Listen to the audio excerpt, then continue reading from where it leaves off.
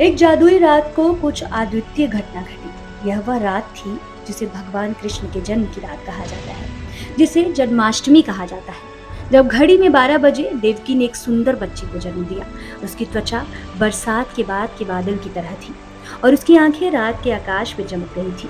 वह थे भगवान विष्णु के 8वें अवतार कृष्ण। लेकिन छोटे कृष्ण को राजा कंस से सुरक्षित रखना था। कारागार के दरवाजे खुल गए और सेनापति गहरी नींद में सो गए। ऐसा लग रहा था कि ब्रह्मांड खुद ही मदद कर रहा हो। चमत्कार से कृष्ण के पिता वासुदेव उसे एक तूफानी रात में गोकुल नामक एक गांव तक ले गए। वहां उसने एक बच्ची को पाया जिसका नाम योग माया था, जो यशोदा और नंद के पास पैदा हुई थी। वासुदेव ने बच्ची योग माया को बच्चे कृष्ण के साथ बदल दिया।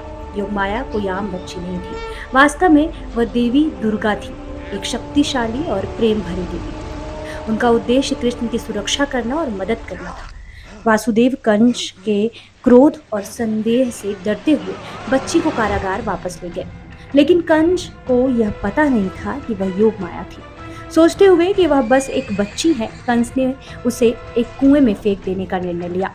लेकिन तब योग माया अपने असली रूप देवी दुर्गा के रूप में परिवर्तित हो गई, एक शक्तिशाली और महाकाव्य देवी।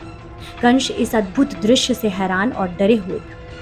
उन्होंने समझा कि वह एक दिव्य शक्ति के सामने है जो उससे कहीं ज्यादा महत्वपूर्ण है। देवी दुर्गा ने कंस को बताया कि उसका समय खत्म हो गया है और उसे उसके अपराधों का फल अवश्य मिलेगा। कंस अपनी जिंदगी के लिए डरने लगा। वह यह समझ चुका था कि उसका भाग भगवान कृष्ण की योजना से जुड़ा था।